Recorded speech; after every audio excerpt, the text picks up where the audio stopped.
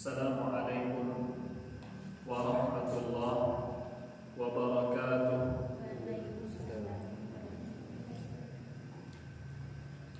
Innal hamdalillah nahmaduhu wa nasta'inuhu wa nastaghfiruh wa na'udzu billahi min shururi anfusina wa sayyiati a'malina. Man yahdihillahu fala mudilla lahu wa man yudlil fala hadiya lahu.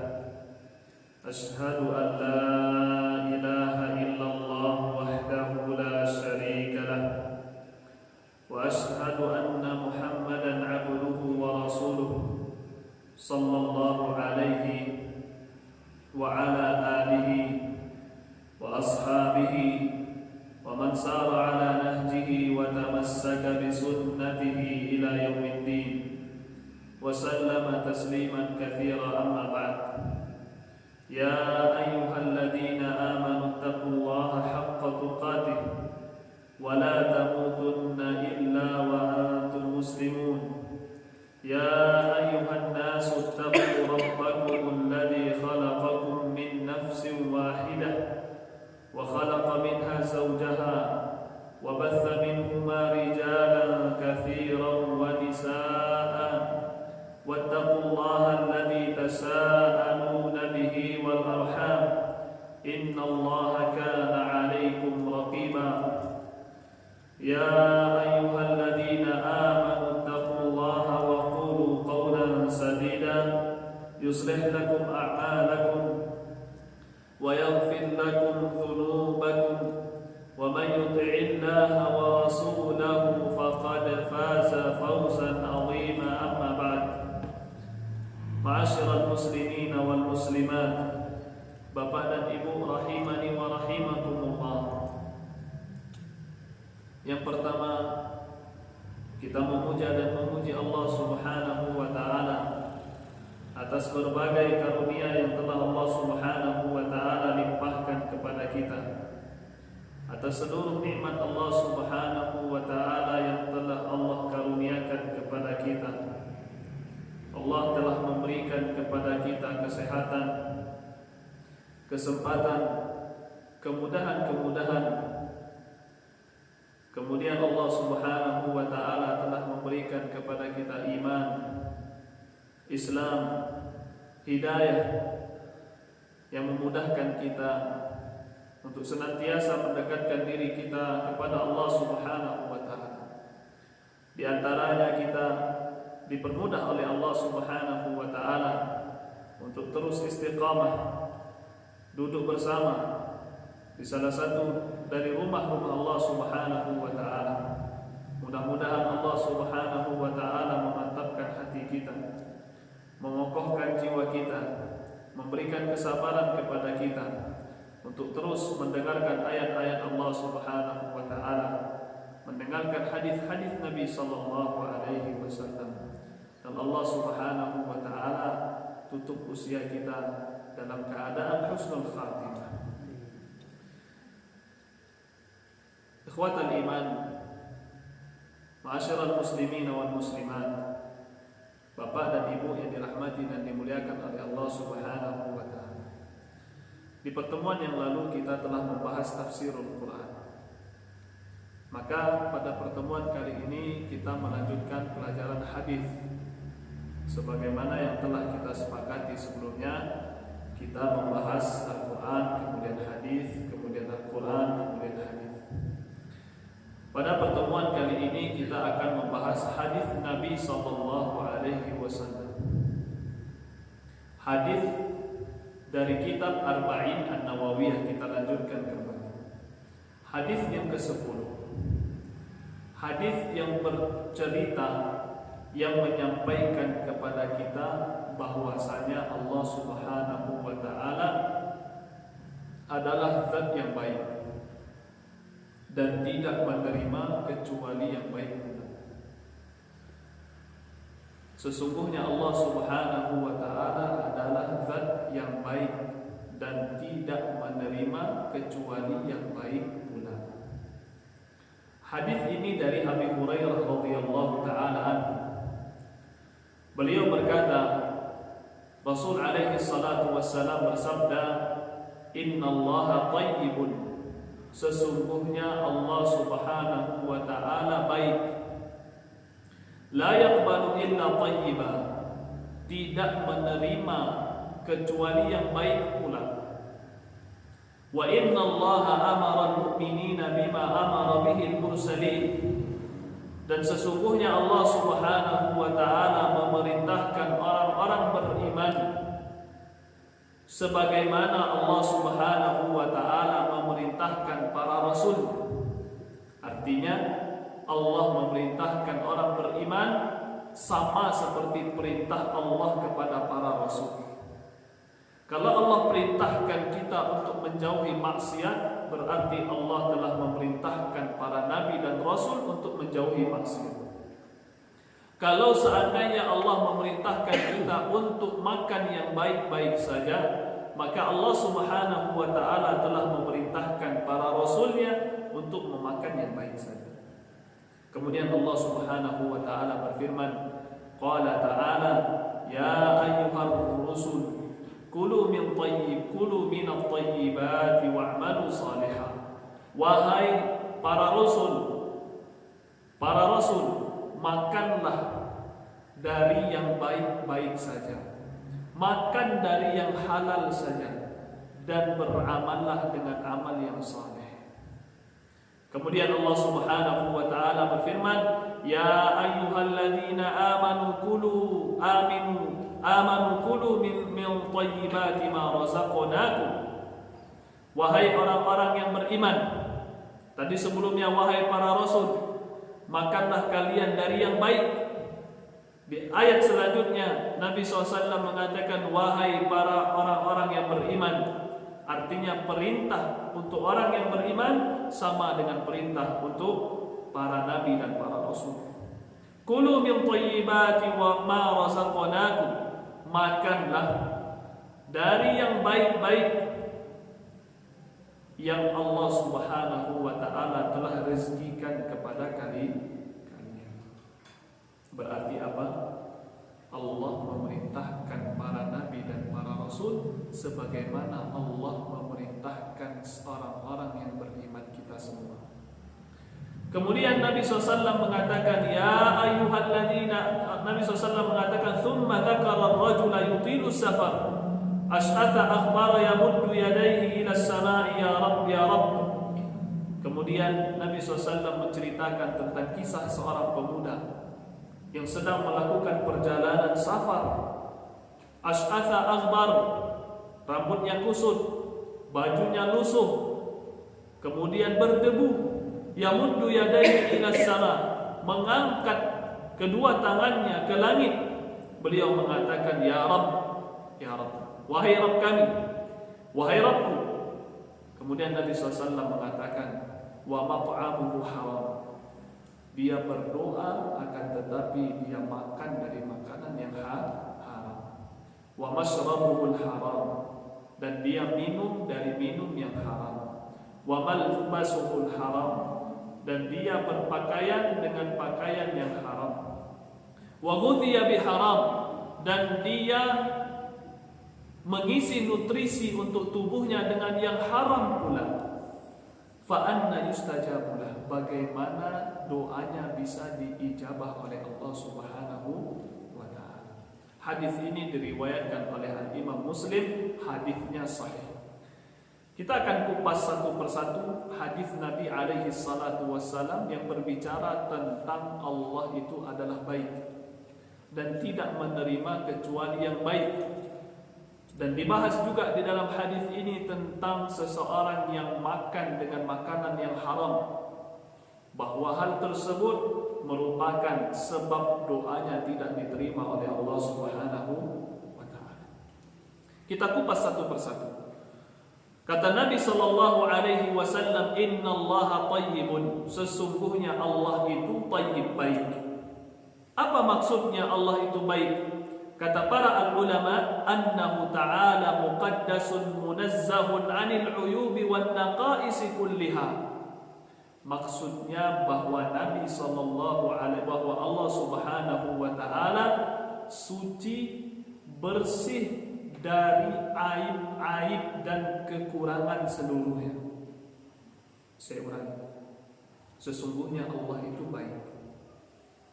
Maksud dari thayyib baik itu apa? Kata para ulama bahwasanya Allah bersih, suci dari aib-aib dan kekurangan-kekurangan seluruhnya.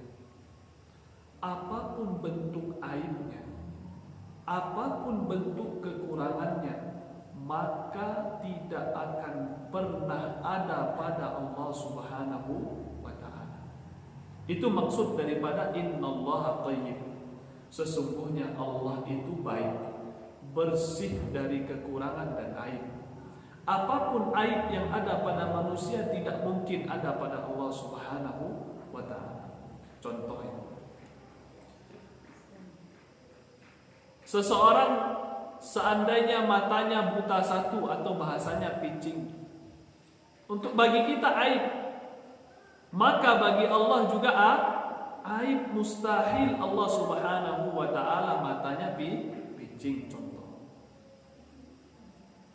Contoh yang lain, orang jalannya pincang, mohon maaf, bukan untuk mencela, orang jalannya pincang, bagi kita itu aib, kekurangan. Bagi Allah Subhanahu wa ta'ala termasuk kekurangan, dan Allah Subhanahu wa ta'ala tidaklah pincang. Contoh yang lain, orang yang tuli, bagi kita aib, maka bagi Allah Subhanahu wa ta'ala tuli adalah aib, dan tidak boleh Allah Subhanahu wa ta'ala tuli. Bagi kita buta itu aib, maka kita katakan Allah Subhanahu wa ta'ala tidak buta dan maha melihat. Maka makna daripada innallaha thayyibun, sesungguhnya Allah Subhanahu wa ta'ala baik, maksudnya bersih dan suci dari aib dan kekurangan-kekurangan seluruhnya. Konsekuensinya kalau kita dah faham, ibu, bapak, kalau sudah faham bahwa Allah Subhanahu wa ta'ala baik, kata Nabi sallallahu alaihi wasallam, la yaqbalu illa thayyiba, tidak akan pernah Allah menerima kecuali yang baik pula. Allah sempurna, Allah baik, tidak ada cacat dan kekurangan, maka Allah tak akan pernah menerima seluruh yang datang dari hamba kalau seandainya ada yang cacat dan kurang. Nanti pembahasan kita banyak. Sedekah pakai yang haram gimana, Ustaz? Saya nemu duit saat pitih saat di depan masjid, saya tak tahu pitih siapa, Ustaz. Ana sedekahkan, awak sedekahkan, boleh atau tidak, Ustaz? Itu hukum termasuk. Ustaz, orang tuamu Ustaz kerajono di tempat-tempat riba, Ustaz, tercampur yang haram dan yang halal, Ustaz. Bagaimana sedekahnya, Ustaz? Diterima atau tidak? Kita bahas. Ya, karena Nabi SAW mengatakan la yaqbalu illa thayyiban. Allah yang maha sempurna tidak akan menerima dari hamba kecuali yang baik. Kemudian kata para ulama, berkata Imam Ibn Rajab Al-Hambali, kata beliau, muradu at-tayyib fi hadha al-hadith 'amun yashmalu al-a'mal wal aqwal wal i'tiqadat. Maksud daripada yang baik ini di dalam hadis yang kita bacakan tadi umum. Baik itu dalam amalan, dalam ucapan, dan dalam akidah. Seluruhnya harus baik, baru Allah terima. Amalan kita kalau tidak baik, tidak Allah terima. Perkataan kita kalau tidak baik, tidak Allah terima. Akidah kita kalau tidak baik, tidak Allah terima.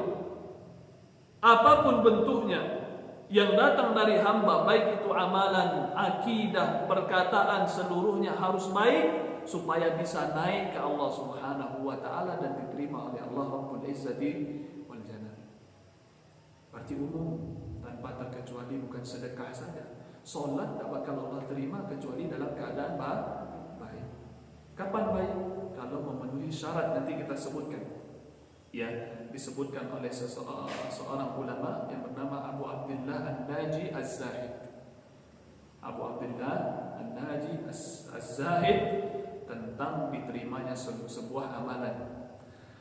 Allah Subhanahu wa ta'ala berfirman, Qul la yastawil khabithu wat thayyibu walau a'jabaka kathratul khabith. Katakanlah wahai Muhammad, tidaklah sama antara hal yang buruk, khabith. Khabith itu yang buruk, yang tercela, yang hina, dengan perkara yang baik. Tak sama antara maksiat dan antara amal saleh. Tak sama antara ikhlas dan riya. Tak sama antara iman dan kufur. Tak sama. Maka Allah Subhanahu wa ta'ala mengatakan, katakanlah wahai Muhammad, la yastawil khabithu wat thayyib. Tidak akan pernah sama yang namanya baik dan buruk. Walau a'jabaka kathratul khabith, walaupun kebanyakan dari yang buruk membuatmu itu takjub. Saya ulangi, kata Allah Subhanahu wa ta'ala, walaupun kebanyakan dari yang buruk itu membuat kita takjub. Misalnya, contohnya ada seseorang yang biasa dia berbuat haram, hal-hal yang diharamkan oleh Allah Subhanahu wa ta'ala. Hasil uang itu dari yang haram, yang haram saja. Kemudian dia bangun masjid yang megah. Dia bangun masjid yang megah dari yang haram tadi. Nanti kita bahas pembahasannya. Kita takjub dengan harta yang dia miliki. Kebanyakan dari yang buruk, yang haram ini membuat kita takjub. Kata Allah Subhanahu wa ta'ala, walaupun yang buruk tadi membuat kalian takjub, maka tidak akan pernah sama yang baik dengan yang buruk. Mustahil sama. Beda. Yang baik-baik, yang buruk-buruk. Kemudian Allah Subhanahu wa ta'ala mengatakan, fattaqullaha ya ulil albab la'allakum tuflihun. Bertakwalah kepada Allah Subhanahu wa ta'ala wahai orang-orang yang berfikir, yang memiliki akal, agar kalian beruntung. Berarti apa Bapak dan Ibu? Bahwa yang buruk dan yang baik itu tidak akan pernah sama. Kemudian Allah Subhanahu wa ta'ala berfirman di dalam ayat yang lain. Kata Allah Subhanahu wa ta'ala, alam tara kaifa daraballahu mathalan kalimatan thayyibatan kasyajaratin thayyibatin asluha thabitun wa far'uha fis sama. Allah Subhanahu wa ta'ala telah memberikan perumpamaan kepada kita. Sebuah kalimat yang baik. Apa maksud kalimat yang baik ini? Kata para ulama, sebagian ulama mengatakan kalimatut tauhid. Kalimatut tauhid. Kalimatul la ilaha illallah itu adalah kalimat yang baik. Yang dimaksud adalah akidah. Allah telah memberikan perumpamaan sebuah kalimat yang baik seperti sebuah pohon yang baik. Sebuah pohon yang baik. Asluha thabit. Akarnya kokoh. Maka seorang muslim yang benar akidahnya, benar ucapan la ilaha illallahnya, maka hatinya seperti akar sebuah pohon yang kokoh, yang tidak tergoncang oleh angin dan badai. Kemudian wa far'uha fis sama, sedangkan cabangnya sampai ke langit. Sebagian mufassir mengatakan maksudnya diterima di sisi Allah amalannya. Sebagian mufassir mengatakan dia akan menghasilkan amalan yang begitu banyak karena bercabang-cabang. Berarti dengan kalimat yang baik dia akan menghasilkan sesuatu yang baik pula. Kemudian Allah Subhanahu wa ta'ala mengatakan wa mathalu kalimatin khabithatin kasyajaratin khabithah. Dan perumpamaan kalimat yang buruk. Artinya tidak Allah samakan di ayat ini yang baik dengan yang buruk. Beda. Baik sama buruk. Kalimat yang buruk, kalimat kafir, kufur, kalimat syirik. Ya, kasyajaratin khabithah, seperti pohon yang buruk pula. Ini ijtussat min fawqil ardi ma laha min qarar. Dia mengambang di atas bumi yang tidak kokoh, mudah diombang-ambing oleh angin dan badai. Artinya dua hal yang sangat berbeda antara baik dan buruk. Maka Bapak dan Ibu yang dirahmati dan dimuliakan oleh Allah Subhanahu wa ta'ala, Baik di sini kata para ulama mencakup baik dalam segi amalan, baik dalam segi perkataan, baik dalam segi akidah. Karena tak sama antara baik dan buruk, tak bisa dicampur aduk. Kemudian berkata Al-Imam Ibn Rajab Al-Hambali, kata beliau, fal mu'minu kulluhu tayyibun qalbuhu wa lisanuhu wa jasaduhu. Orang yang beriman, yang benar imannya, seluruhnya baik. Berarti kalau orang beriman seluruhnya baik. Baik hatinya, baik lisannya, baik jasadnya, seluruhnya baik. Berarti kalau orang beriman ciri-cirinya, lihat lisannya baik atau tidak, lihat jasadnya baik atau tidak, lihat hatinya baik atau tidak. Kenapa? Kata beliau, bima sakana fi qalbihi minal iman. Karena telah mantap di dalam hatinya sebuah iman, telah kokoh di dalam hatinya sebuah iman, maka baik perkataannya, baik hatinya, baik tubuhnya. Kemudian beliau mengatakan, wa dhahara ala lisanihi minal fikr. Dengan baik iman yang menancap di dalam hatinya, maka keluarlah dari lisannya zikir-zikir kepada Allah Subhanahu wa ta'ala. Maka mukmin itu pasti baik seluruhnya. Kemudian wa ala jawarihi minal a'mali salihah. Kalau dia beriman di dalam hatinya, pasti akan nampak amalan-amalan saleh. Dia rajin salat, rajin baca Quran, dia rajin puasa, ya dia rajin bersedekah, dia rajin melakukan amalan-amal saleh yang merupakan buah dari keimanan. Kesimpulannya apa? Bahwa sesuatu yang baik yang Allah terima mencakup seluruh sisi, baik itu amalan ataupun perkataan ataupun keyakinan, seluruhnya. Adapun amalan sebagaimana yang Allah Subhanahu wa ta'ala firmankan, ya la yastawil khabithu wat tayyib walau a'jabaka kathratul khabith. Perkataan sebagaimana yang Allah firmankan, kalimatan thayyibah, perkataan yang indah. Adapun akidah sebagaimana yang disebutkan oleh Al-Imam Ibn Rajab Al-Hambali, bahwa seorang mukmin yang bagus akidahnya, imannya, akan menghasilkan perkataan dan amalan yang baik, dan itulah yang akan diterima di sisi Allah Subhanahu. Kemudian Allah Subhanahu wa ta'ala menjelaskan contoh dari perkara yang Allah akan terima dari hamba, dan contoh perkara yang akan Allah tolak dari seorang hamba. Apa itu? Innallaha amara bima amara bihil mursalin. Allah memerintahkan orang-orang yang beriman sebagaimana Allah perintahkan orang-orang para rasul dan para nabi. Allah Subhanahu wa ta'ala berfirman, wahai para rasul, makanlah kalian dengan makanan yang baik. Ini contoh. Kemudian Allah katakan di dalam ayat yang lain, ya ayyuhalladzina amanu kulu min thayyibati ma razaqnakum. Wahai orang-orang yang beriman, makanlah kalian dari makanan yang baik. Maka rezeki yang halal berpengaruh dengan diterima tidaknya amalan kita. Karena di awal Allah sebutkan Allah baik dan tidak menerima kecuali yang baik. Di antaranya yang kita makan, di antaranya rezeki yang kita dapatkan, di antaranya perkara yang kita beli, yang ada di rumah, apakah dari yang baik atau tidak. Kalau seandainya dari yang tidak baik, bisa-bisa perkara tersebut akan menyebabkan kita tidak diterima di sisi Allah Subhanahu wa ta'ala. Maka berkata Abu Abdullah Naji Az-Zahid rahimahullah, beliau mengatakan, khamsu khisalin biha tamamul amal. Ada 5 sifat. Ada 5 sifat yang merupakan kesempurnaan dari sebuah amalan. Ini kaitannya dengan makanan yang halal. Bahwa makanan halal ini berpengaruh dengan diterima tidaknya amalan.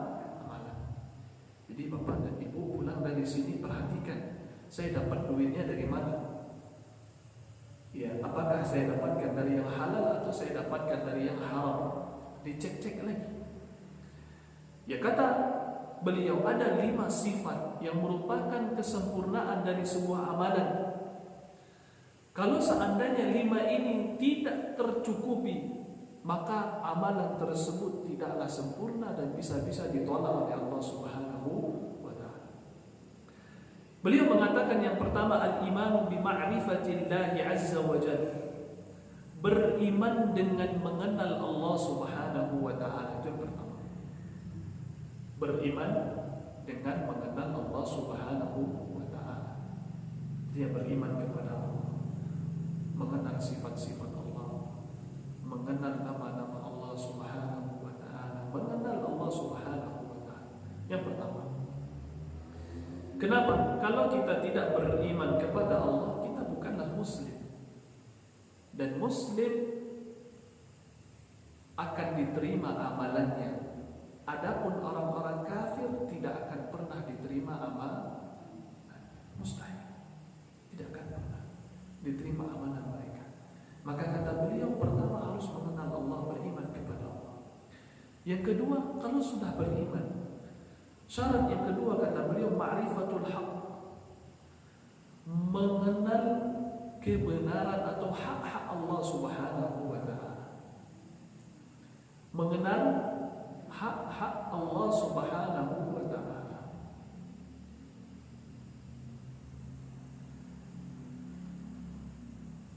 Atau bisa mengenal sebuah kebenaran, boleh juga. Ya, ada 2 tafsiran. Bisa jadi mengenal haknya Allah, bisa jadi mengenal kebenaran. Karena hak di sini bisa jadi hak, artinya bisa jadi kebenaran. Yang kedua. Yang ketiga, ikhlasul amali lillah. Mengikhlaskan amalan. Arti mengikhlaskan amalan itu murni amalan ini hanya untuk Allah. Mengikhlaskan amalan hanya untuk Allah. Kemudian yang keempat, al-amalu ala sunnah. Beramal dengan sunnah. Yang keempat. Baru yang terakhir, wa aklul halal. Makan yang halal. Baru sempurna amalannya dan diterima di sisi Allah Subhanahu wa ta'ala. Kemudian beliau menjelaskan, fa in faqadat wahidatun aw fuqidat wahidatun. Kalau seandainya satu saja hilang dari 5 tadi, hilang satu kata beliau, lam yartafi'ul amal, maka amal tidak akan mungkin diangkat di sisi Allah. Kalau satu yang 5 tadi hilang, tidak mungkin amal ini akan diangkat ke sisi Allah Subhanahu wa ta'ala. Kenapa? Jadilah amalan kita menjadi amalan yang rusak dan bukan amalan yang baik. Karena Allah mengatakan, innallaha thayyibun la yaqbalu illa thayyiban. Allah itu baik dan Allah tidak akan menerima kecuali yang baik. Beliau menjelaskan, wa dzalika annaka idza arafta Allah azza wa jalla wa lam ta'rifil haqqa lam tantafi'. Hal tersebut kenapa? Kok satu dari 5 tadi kalau seandainya tidak terpenuhi tidak diterima amal? Kalau seandainya engkau mengenal Allah, beriman kepada Allah, tapi engkau tidak mengenal hak-haknya Allah. Maksudnya itu, kalau bapak dan ibu melakukan hal-hal yang dimurkai oleh Allah, kesyirikan kepada Allah, ya seperti contohnya ibu datang ke seorang dukun, berapa hari sholat tak diterima? 40 hari. Nanti kita sebutkan permasalahannya. 40 hari tak diterima sholat. Kenapa Allah tolak? Karena dia telah melakukan hal yang dimurkai oleh Allah Subhanahu wa ta'ala. Yang pergi ke dukun, cuma pergi aja, terima tak terima urusan belakang, pergi aja datang ke sana, ada niat ke sana, pergi. Kita dah sampai ke sana, kita tidak percaya, yang penting pergi aja ke sana. Maka kata Nabi, 40 hari sholatnya tidak diterima oleh Allah Subhanahu wa ta'ala. Jadi apa? Kalaupun kita beriman kepada Allah, kita muslim, tapi kita melakukan hal atau perkara yang menyebabkan murka Allah Subhanahu wa taala turun, akibatnya apa? Amalan tidak akan diterima. Berarti yang perlu kita fahami, kita beriman kepada Allah dan kita harus mengenal hak-haknya Allah. Bisa juga mengenal kebenaran. Kemudian yang ketiga, kata penulis, kata Abu Abdullah An-Najm, kata beliau, wa idza arafta al-haqqa wa lam ta'rifillaha lam tantafi'. Kalau seandainya engkau mengenal haknya Allah tapi tidak ikhlas, atau engkau mengenal kebenaran tapi tidak ikhlas, maka tidak ada manfaatnya. Contohnya riya. Kita ibadah pergi ke masjid tapi riya, ibadah kita ditolak, tidak sah. Kita sholat tapi kita riya, ibadah kita tertolak, tidak sah. Atau sedekah kita pengen dipuji oleh manusia, maka tidak diterima. Kenapa? Karena ibadah kita telah dirusak dengan hal yang dimurkai oleh Allah Subhanahu wa taala, yaitu riya. Berarti syarat yang ketiga, kata beliau, harus ikhlas. Kemudian beliau mengatakan, wa in arafta Allah wa arafta al-haqqa wa lam tukhlis al-amala lam tantafi'. Wa in arafta Allah wa arafta al-haqqa wa akhlasta al-amal wa lam yakun 'ala sunnah. Kalau seandainya engkau mengenal Allah, engkau mengenal kebenaran atau haknya Allah, engkau sudah ikhlas, kita tidak ikhlas, cuma tidak sesuai sunnah, maka tidak ada manfaatnya, sia-sia, percuma kalau seandainya amalan kita tidak di atas sunnah. Contoh sederhana, ibu pergi ke musholla, ya, takwa untuk melaksanakan sholat subuh berjamaah. Ibu kode imam, Pak Imam, hari masih subuh, masih segar, tolong sholatnya ditambah jadi 4 rakaat, ditambah jadi 4 rakaat. Ibu dah ikhlas dari rumah untuk ibadah, niat sudah lurus, sudah mengenal Allah, tidak melakukan kesyirikan, bersih, cuman tidak sesuai dengan sunnah Nabi, tidak sesuai dengan contoh yang telah diberikan oleh Nabi. Ibu bikin variasi sendiri, bapak bikin variasi ibadah. Kita hari ini sholatnya 4, atau di malam nisfu Sya'ban kita sholat dari ba'da isya sampai subuh. Kan sering kan malam nisfu Sya'ban ada ibadah sholatnya. Ya, di malam Rajab ada sholat ibadahnya. Ya, sekarang Rabiul Awal, jadi malam Rabiul Awal ada ritualnya. Jadi hari-hari Rabiul Awal, 12 Rabiul Awal ada ritual khusus. Ya, walaupun dia ikhlas, murni hatinya untuk melaksanakan itu, tapi tidak akan bermanfaat, kata beliau, sampai amalan tersebut telah diisyaratkan oleh Nabi alaihi salatu wassalam, telah dicontohkan oleh para sahabat, telah diamalkan oleh para tabi'in. Kalau sudah ada contohnya baru diamalkan. Salat kita 2, kenapa 2? Ya 2, karena dari Nabi 2. Subuh kenapa? Isya nanti 4, ya sudah, memang dari Nabi alaihi salatu wassalam yang contohkan 4. Ya diamalkan oleh para sahabat dan generasi seterusnya. Ya. Kemudian kata beliau, wa in tammat al-arba', kalau seandainya 4 ini sempurna, oke, dah siap, kita dah ikhlas, sudah sesuai sunnah, sudah mengenal Allah, sudah mengenal kebenaran dan hak-haknya Allah Subhanahu wa taala, oke, dah siap. Satu lagi, apa? Walam yakun al-aklu min halalin dan tantafi', tapi dia tidak makan dari makanan yang halal, maka tidak ada faedah, sia-sia. Kenapa? Allah Subhanahu wa taala berfirman, innallaha thayyibun la yaqbalu illa thayyiban. Sesungguhnya Allah itu baik, tidak akan menerima dari yang baik. Kita sholat siang malam tapi yang kita makan haram, apakah diterima oleh Allah? Apakah akan diangkat amalannya ke sisi Allah, sedangkan amalannya diisi dengan hal-hal yang diharamkan oleh Allah? Jadi sekarang permasalahannya yang ingin kita bahas, Apa hukumnya kalau kita menunaikan yang diwajibkan oleh Allah tapi dengan sesuatu yang haram? Contohnya apa? Ibu mau pergi haji. Ibu mau pergi haji, tapi pinjam pakai uang bank.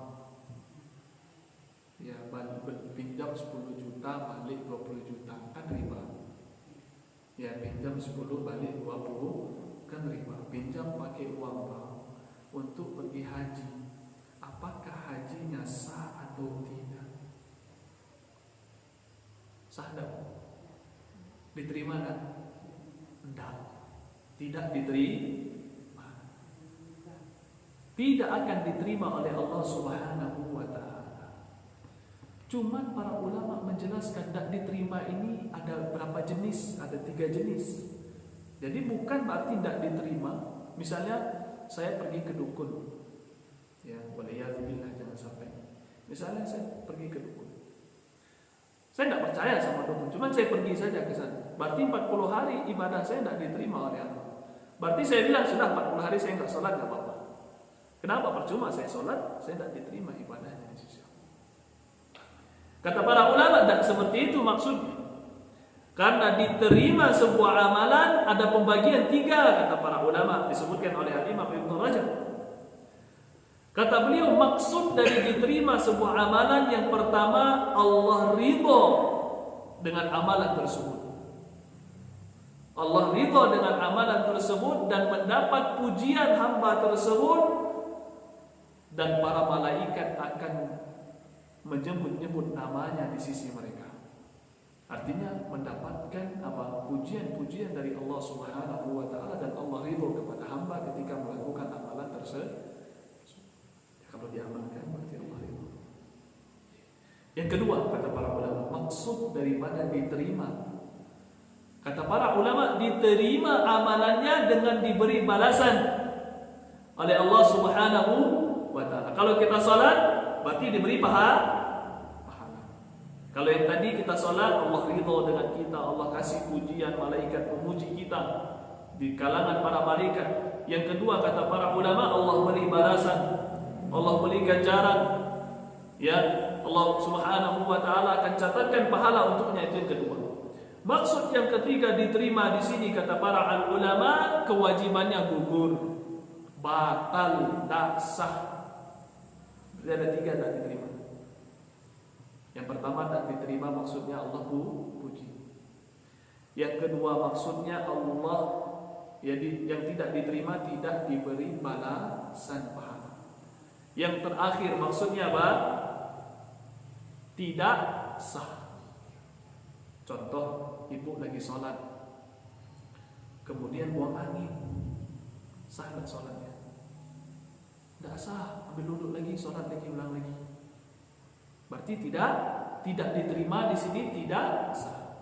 Sebagaimana hadis Nabi SAW, la yaqbalullahu salata ahadikum, ya, la salata illa bi-Fatihatil kitab, misalnya. Tidak ada salat kecuali dengan membaca Al-Fatihah. Berarti kalau tidak baca Al-Fatihah tidak sah juga. Ya. Tidak sah salat seseorang kecuali dalam keadaan bersuci. Berarti tidak sah. Kalau seandainya sholat dia tak bersuci, ulang wudu kemudian sholat, itu artinya tidak sah. Tapi yang dimaksud di sini tidak diterima amalannya ialah dia tidak akan mendapat pujian dari Allah, dan dia tidak akan mendapat ganjaran pahala dari Allah. Tapi kewajibannya tidak gugur. Kewajibannya tidak gugur. Saya pakai uang bank pergi haji, alhamdulillah sudah selesai saya haji. Berarti sudah selesai kewajiban saya, sudah. Tapi saya tidak dapat pahala, tidak dapat pujian dari Allah. Tapi saya pergi lagi dah haji, tidak pergi tidak apa-apa, karena sudah sah. Karena sudah sah haji, tidak perlu diulang lagi. Tidak perlu diulang lagi. Kalau diulang lagi, alhamdulillah. Tapi dia tidak akan pernah mendapat pahala di sisi Allah Subhanahu wa ta'ala. Itu yang dimaksudkan di dalam hadis ini. Kalau seandainya kita melakukan ibadah yang wajib diisi dengan perkara yang haram, maka ibadah kita tidak diterima, pahalanya tidak akan diberi, pujian tidak akan Allah Subhanahu wa taala sebutkan. Adapun kewajiban tetap berlaku. Sebagaimana para ulama mengatakan, disebutkan dalam hadis-hadis Nabi SAW bahwasanya terdapat dalam hadis annahu la tuqbal salatul abiq, tidak diterima salat orang budak-budak yang kabur. Budak-budak kabur itu tidak diterima salatnya.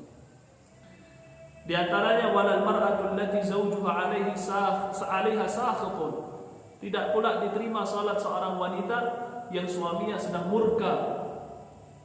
Yang murka di sini dilihat dulu jenisnya seperti apa. Bisa jadi salah suami. Ini yang mungkin dimaksudkan adalah yang salah istri. Kemudian wala man ata kahinan, tidak pula diterima salat dari orang yang mendatangi dukun. Tidak diterima. Maksudnya tak diberi pahala, tapi tetap wajib dia pergi ke masjid, tetap wajib dia salat. Kemudian wala man syariba khamran 40 yawman, tidak pula oleh orang-orang yang minum khamar 40 hari dan dikasih pahala oleh Allah Subhanahu. Tapi wajib tetap salat. Tetap wajib salat. Ini kalau yang wajib. Kalau yang sunnah gimana Ustaz? Misalnya kita zakat, tapi zakat pakai yang haram.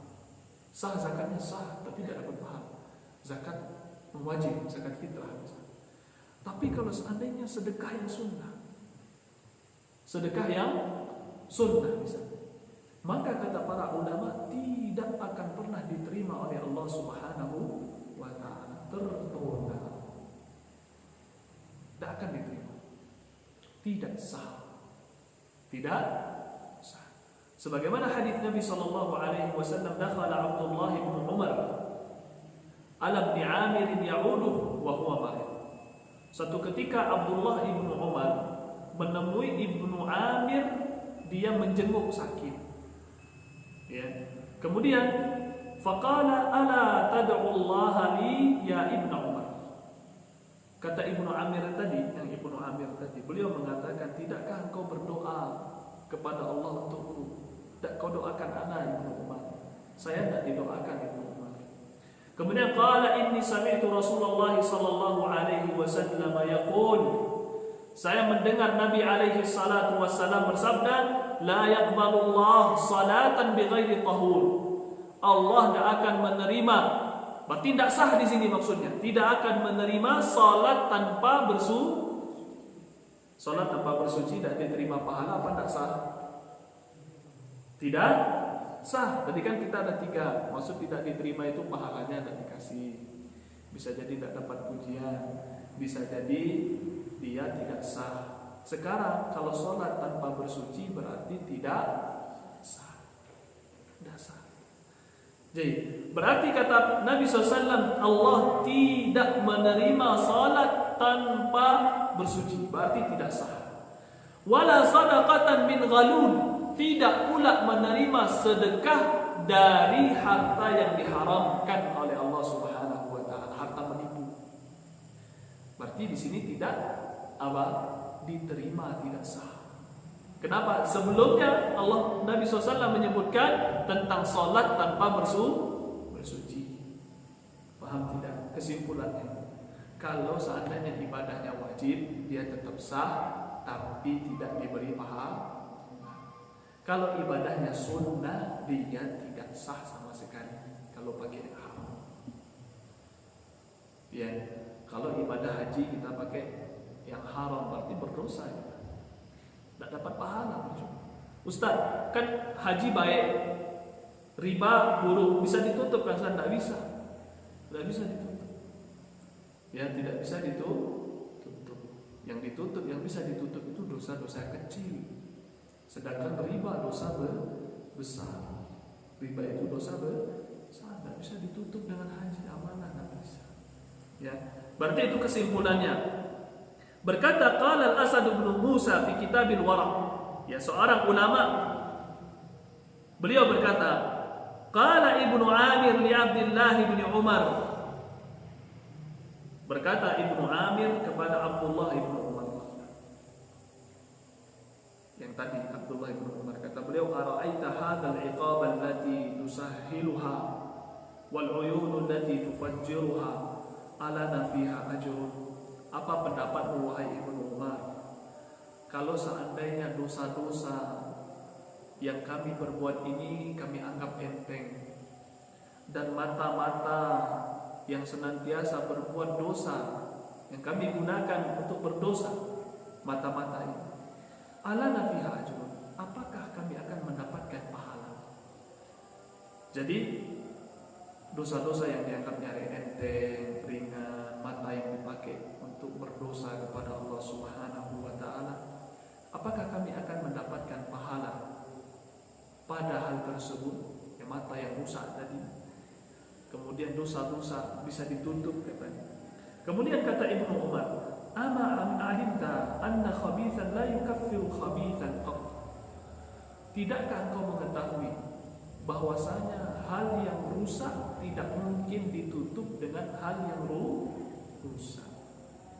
Hal yang rusak tidak mungkin ditutup dengan hal yang rusak. Dua kali rusak, tidak mungkin. Ya, tidak mungkin dihapuskan seseorang sedekah dari yang haram. Nanti kita sebutkan ya di sini di akhir nanti insyaallah ada seorang yang berkata, saya sebutkan saja.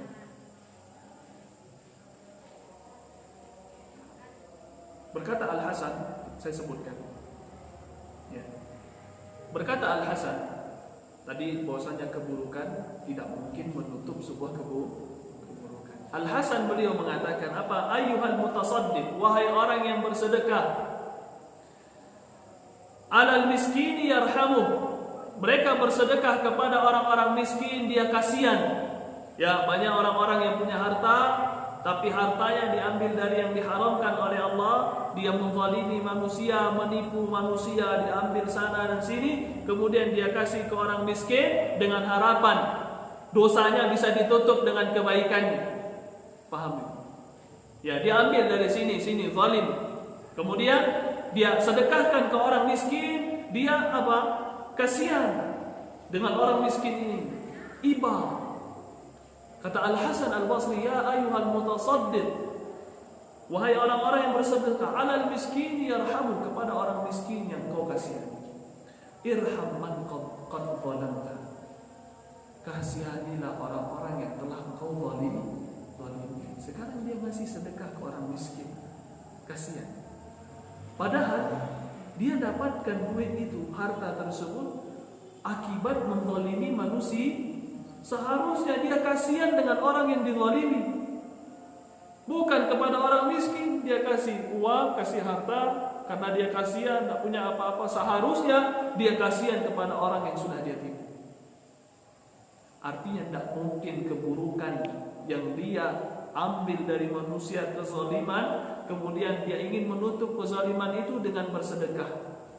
Tidak mungkin tertutup, kata Al-Hasan. Tidak mungkin tertutup. Kalau dulu kisah kita apa? Kisah Robin Hood. Ya, kisah Robin Hood ya, sering ya ngambil harta kemudian dibagikan ke rakyat-rakyat miskin. Ya, dia ingin menutup dosa, dia lakukan dosa, mengasihani orang miskin, tidak bisa. Tidak bisa. Bagaimanapun caranya. Jadi, kemudian pembahasan selanjutnya, hukum sedekah dengan harta yang diharamkan oleh Allah Subhanahu wa taala. Hukum sedekah dengan harta yang diharamkan oleh Allah Subhanahu wa taala. Ada dua tafsiran di sini. Termasuk di dalamnya kalau seandainya, contoh, kita dulu sering nipu. Kemudian sekarang kita dah taubat. Kita harus balikkan harta orang ini yang kita tipu. Iya kan? Apa yang kita lakukan? Mau dikembalikan, kita nggak tahu siapa orangnya. Nggak tahu kita siapa yang kita tipu, itu dah terlalu banyak, kita bingung mau balikkan. Bisa jadi tahu, tapi ahli warisnya kita tidak tahu di mana. Orangnya sudah meninggal. Kita mau balikkan, kita mau kasih ke ahli waris. Ahli waris tidak tahu. Di mana? Boleh tidak kita sedekahkan harta tersebut? Kan sering terjadi. Kita dapat uang di jalan, boleh tidak kita ambil? Tidak boleh, haram. Ya, sekarang kita sedekahkan. Kan bersedekah dengan hal yang tidak halal bagi kita. Kan tidak halal bagi kita. Boleh atau tidak? Maka ini yang kita bahas sekarang. Lanjutkan atau azan? Hah? Atau cukup pertemuan selanjutnya? Gimana Ibu? Lanjut aja, nanti langsung sholat. Ya, kita lanjut ya. Kata para ulama, maksud dari sedekah dengan yang haram ini ada dua sisi, ada dua makna, ada dua maksud. Kata para ulama, dia bersedekah, ya dia bersedekah disebabkan dia menipu manusia atau merampas atau yang sejenisnya. Kemudian dia sedekahkan untuk dirinya pribadi. Paham? Sekarang untuk dirinya pribadi.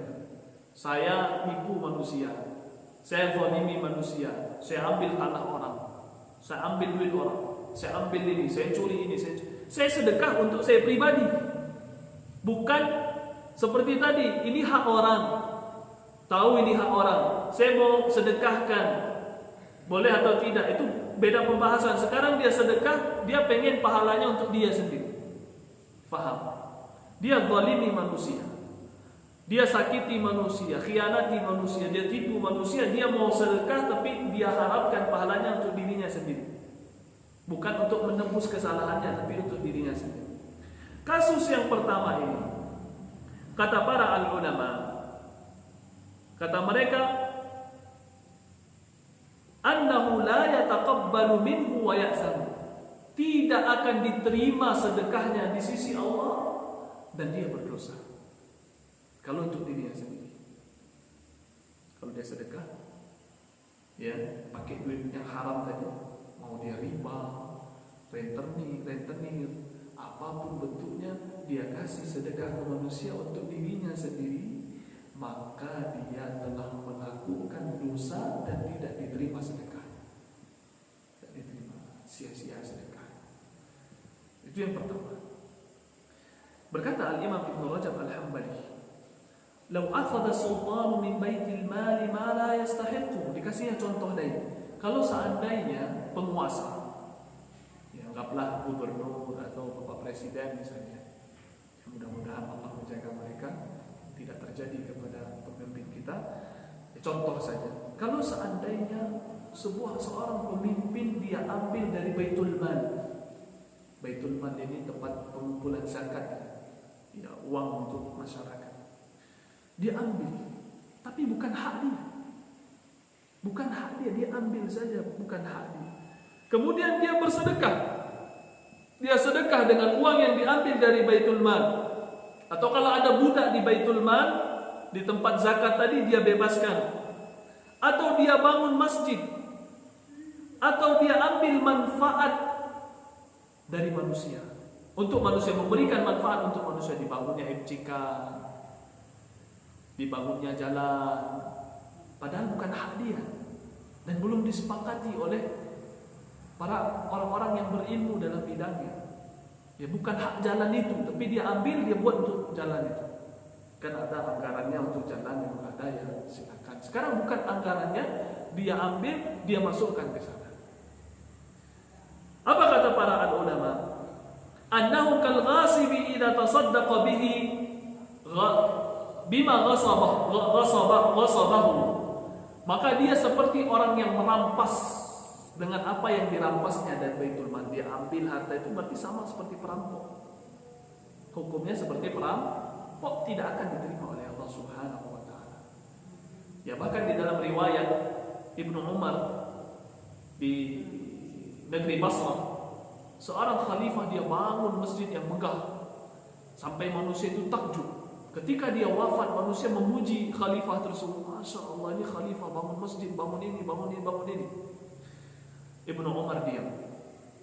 Kemudian manusia minta izin kepada Ibnu Umar. Ibnu Umar kasih sedikit sepatah kata. Ya jangan diam saja Ibnu Umar. Kata Ibnu Umar, la sadaqata min ghadum. tidak ada sedekah yang akan diterima dari harta yang dizalimi atau harta menipu. Itu satu kalimat Ibnu Umar. Artinya khalifah ini bangun masjid dari harta yang telah dirampasnya dari masyarakat. Jadi berat, jadi pemimpin itu berat, susah. Ya, tapi tugas kita hanya mendoakan supaya mereka diberikan taufik dan hidayah oleh Allah Subhanahu wa taala. Jadi, kemudian wa amma Imam Ahmad, adapun Imam Ahmad qad rakhasa fima fa'aluhu min al-manafi'il 'ammah.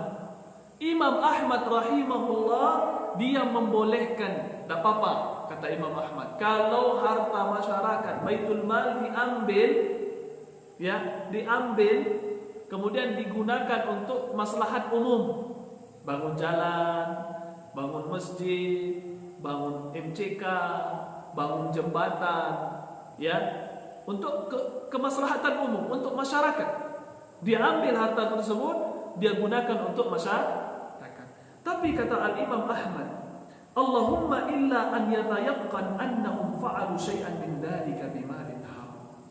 Kalau seandainya kita yakini bahwasanya dia lakukan sesuatu dari hal tersebut dengan hal yang haram, harta yang haram, maka tidak boleh. Ada tujuan tertentu. Atau hartanya ini murni dari harta yang haram, kita tahu ini harta ini 100% haram. Ya, haram 100%, maka tidak boleh kata Imam Ahmad. Kalau kita masih bingung, sekarang Bapak Presiden contohnya dia bangun jalan pakai yang haram atau tidak, kita masih ragu, tidak tahu. Tidak apa-apa, selama itu untuk manfaat umum masyarakat. Dia bangun jalan tol, silakan. Selama itu kita masih ragu, tidak tahu itu. Tapi kalau dah yakin kita 100% itu harta dari harta yang haram, maka tidak boleh dimanfaatkan. Yakin kita itu 100% itu dari haram, itu ngambil haknya manusia, dia rampas, dia ambil tanah manusia, dia ambil itu 100%, maka tidak boleh kita manfaatkan. Dan yang terjadi, wallahu a'lam, kita tidak tahu, tidak yakin ini yang haram atau memang sudah ada anggarannya. Maka selama di negeri kita itu manfaatnya untuk umum, dibangun sekolah, ya manfaatkan, tidak apa-apa. Manfaatkan, dibangun musalla, dibangun masjid, dibangun MCK, dibangun jalan-jalan, insyaAllah tidak masalah kata Imam Ahmad. Kecuali kalau jelas 100% kita yakin ini harta haram, 100% yakin kita ini harta haram. Jadi kemudian yang masih panjang, sedikit lagi ya, sedikit lagi. Kita selesaikan ini, nanti terakhir tentang masalah doa kita lanjutkan di pekan yang akan datang. Masalah doa kita lanjutkan di pekan datang. Pekan datang insyaallah tafsir nanti hadis lagi seperti 2 pekan, sebulan lagi. Jadi kemudian jenis yang kedua, kalau tadi jelas untuk dirinya sendiri manfaat. Kemudian yang kedua, dia bersedekah dengan harta yang haram, diniatkan untuk pemiliknya, bukan punya dia. Ya, karena dia tidak mampu mengembalikan, tidak pula bisa mengembalikan kepada ahli waris, tidak bisa dibalikkan ke ahli waris, tidak bisa dibalikkan ke orangnya langsung, tidak bisa. Dia sedekah niatnya ini untuk yang punya duit ini, bukan punya saya. Boleh atau tidak? Kata para al-ulama, jaizun inda aksaril ulama. Boleh. Ini pendapat kebanyakan ulama. Ya, misalnya ketemu kita di 100.000 di mushola. Ya, biarkan. Lah seminggu yang mengumumkan harta di mushola Allah tidak boleh. Kita biarkan seminggu. Nah, ada yang punya masukkan ke celengan, selesai. Terus, kemudian qala wa qad ajma'u fil luqatati ala jawazi sadaqati biha ba'da ta'rifi wal inqita'i sahibiha. Kata para ulama sepakat bahwa boleh seseorang bersedekah, ya, bersedekah dengan harta temuan kalau sudah dia himbau manusia. Siapa yang hilang misalnya sebuah tas, Ya, sebuah tas yang isinya sebuah harta, silakan menemui saya. Nanti ada adab-adab di dalam mengumumkan barang hilang. Tidak boleh langsung dikasih tahu saya menemukan HP jenisnya ini, HP-nya warnanya ini, tidak boleh. Dibilang saya menemukan HP. Siapa yang merasa kehilangan HP temui saya. Ketika dia lapor, tanya dulu HP-nya HP apa, warnanya apa, ya. Dan ada batasan-batasan di dalam mengambil temuan. Ada batasan-batasan di dalam mengambil temuan. Nanti kita bahas secara khusus di dalam pembahasan hadis. Untuk sekarang kita tidak bahas itu. Yang penting ulama sepakat, kalau harta sudah ditemukan kita ambil, sudah kita kasih tahu manusia, sudah kita umumkan kepada manusia, tidak ketemu orang yang punya, boleh kita infakkan, kita sedekahkan. Ya, ketika dia datang, dia milih mau ambil pahala atau mau minta ganti rugi. Kita harus siap. Makanya Al-Imam Syafi'i rahimahullah mengatakan tidak boleh disedekahkan, disimpan terus. Ya, kalau orangnya datang baru dikembalikan. Kalau kita sedekahkan, dia datang ternyata, oh saya sudah disedekahkan. Mungkin dia ambil, ya, kita harus siap. Kita sampaikan sudah saya sedekahkan gimana? Nah, saya perlu duit itu, saya kembalikan. Harus kita kembalikan. Sama dengan harta haram tadi. Kita dan nipu orang. Kita infakkan. Orangnya datang, dulu kamu nipu saya, kembalikan uang saya. Memang benar, harus balikkan. Yang sedekah tadi berarti untuk kita. Sedekah tadi berarti untuk kita. Kalau tidak berarti orang pahalanya. Itu yang disebutkan oleh para ulama. Ya, adapun Imam Syafi'i yang sebagaimana yang kita sebutkan, beliau bilang tidak boleh disedekahkan sampai ada orang yang punya. Bahkan Fudail bin Iyad, seorang ulama, mengatakan adapun harta yang haram yang bukan hak kita, yang tak tahu punya siapa, wajib dihancurkan, dibinasakan, dibuang ke lautan. Tak boleh disedekahkan, karena tidak boleh mendekatkan diri kepada Allah dengan perkara yang tidak baik. Tak boleh, ya, harus dengan perkara yang baik. Kata Al-Imam Fudail bin Iyad. Adapun Imam Syafi'i mengatakan tidak. Imam Syafi'i beda lagi. Imam Syafi'i tunggu. Kata Al-Imam Ibn Rajab Al-Hambali, beliau mengatakan beda. Adapun pendapat yang kuat, yang tepat, dia harus disedekahkan. Kenapa? Kalau dihancurkan, dibinasakan, ya, padahal harta itu bisa dimanfaatkan oleh kaum muslimin. Kalaupun datang orangnya kan tinggal diganti. Jadi mubazir, hartanya mubazir. Ya, sayang hartanya. Lebih baik kita infakkan, bisa dimanfaatkan untuk pembangunan masjid, pembangunan MCK, pembangunan jalan, untuk memberi santunan orang fakir dan miskin, anak yatim, kan bisa dimanfaatkan oleh kaum muslimin. Kemudian kata beliau, was-sadaqatu bihi laysat min muktasabihi. Sedekah itu dia niatkan bukan untuk mendekatkan dirinya kepada Allah sehingga harus dihancurkan. Tidak. Niat dia sedekah itu untuk mengganti harta yang telah dia ambil dari orang tanpa hak. Tidak berhak dia. Dia sedekahkan bukan untuk dia, bukan untuk mendekatkan diri kepada Allah, tapi untuk melunasi. Kita tidak bisa balikkan, ini gimana nih, tergantung saya di hari akhirat ini. Hak orang sama saya, disedekahkan. Niatkan, kalau dia balik ya kita ganti, kalau tidak ya sudah. Kalau tidak ya sudah. Kemudian kata beliau, wa innama hiya shadaqatu an maliki. Karena itu sedekah untuk pemiliknya, bukan untuk kita pribadi. Ya, agar nikmat dia dapatkan nanti di akhirat, dia tidak bisa gunakan di dunia, maka kita infakkan supaya di akhirat bisa dia manfaatkan. Kan niat kita baik. Berarti kalau ada harta haram manusia yang ada pada kita, bukan hak kita, kita tidak tahu siapa yang punya, caranya sedekah kan ke siapa saja, terserah yang berhak sedekahkan. Nanti kalau orang yang datang ya balik, kembalikan. Ya. Kemudian Nabi terakhir baru menjelaskan tentang doa, bahwa sebab yang haram tadi sangat berpengaruh dengan ibadah sampai doa seorang hamba ditolak oleh Allah Subhanahu wa taala. Hati-hati, Pak. Bukan perkara sepele, bukan perkara ringan. Hak orang ada pada kita, kembalikan. Ya, bahkan masalah hutang saja Nabi alaihi salatu wasallam tidak mau nyolatkan sahabat yang punya hutang. Tanya, ini punya hutang tak? Ada, sudah tidak mau saya solatkan, kata Nabi. Kenapa? Ya, karena Nabi SAW sudah ingatkan, jangan berhutang kecuali darurat, benar-benar darurat. Maka sahabat yang lain membantu, yang melunaskan hutang. Itu khusus untuk orang berilmu saja, untuk orang yang memiliki derajat manzilah kedudukan di tengah masyarakat. Jadi kalau ada orang hutang, misalnya disolatkan di masjid, ada orang hutang, itu ada yang solatkan, biarkan dia sendiri, tak seperti itu. Yang dimaksud Nabi, dia khusus Nabi saja. Kenapa? Kalau Nabi solatkan dia, nanti orang mudah-mudah aja ngutang-ngutang, sebentar ngutang, sebentar ngutang, sebentar ngutang. Jadi dia takut masyarakat, nanti saya tidak disolatkan sama Ustaz soleh.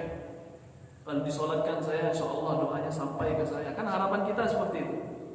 Kalau seandainya saya berhutang, Pak Ustaz itu tidak mau solatkan saya, kan bisa seperti itu. Ya, maka Nabi SAW sangat mengancam orang yang berhutang atau hak orang lain ada pada diri kita. Ya, kecuali sudah dilunaskan oleh yang bersangkutan.